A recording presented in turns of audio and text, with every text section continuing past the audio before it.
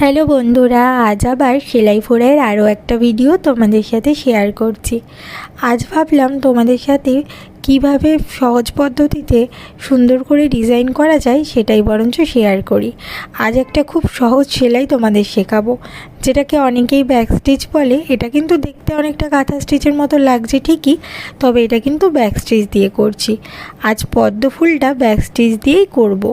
Back stitch করার জন্য প্রথমেই আমি সুতো নিয়ে নিয়েছি। তারপর ঠিক একদিক থেকে সুচ তুলে ঠিক অপর সাইডে যখন সুতোটা শেষ হয়েছে ঠিক তার গোড়া বরাবর আবার সুচটা নামিয়ে নেব। এই একই রকমভাবে পুরো সেলাইটাই কমপ্লিট করব। প্রথমে ভেবেছিলাম পদ্ম ফুলটা বরঞ্চ কাশ্মীরি ভরাট কিংবা অন্য কোনো ভরাট সেলাই দিয়ে করি। তারপর ভাবলাম না, আজ বরঞ্চ তোমাদেরকে ব্যাক স্টিচটাই দেখাই, যেটা খুবই সহজ এবং খুব সহজেই যে কোনো ডিজাইন তৈরি করা যায় আর তাড়াতাড়ি তোমরা শিখেও ফেলতে পারবে।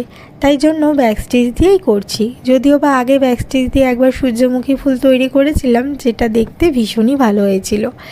তখন আর ভিডিও করা হয়নি, কারণ সেই সময় অনেক বছর আগে করেছি যেহেতু, তাই ফোন সেরকম আমার কাছে ছিল না, তাই ভিডিওটা করতে পারিনি। তাই আজ ভাবলাম বরঞ্চ পদ্ম ফুলটারই ভিডিও তোমাদের সাথে শেয়ার করি। জানো তো বন্ধুরা, যদি তোমরা একবার এই সহজ সেলাইগুলো শিখে ফেলতে পারো, তাহলে কিন্তু এই সহজ সেলাই দিয়েই আরও নতুন নতুন ডিজাইনের অনেক কিছুই তৈরি করতে পারবে। কিন্তু তার জন্য এই সহজ পদ্ধতিটা শিখে রাখা ভালো।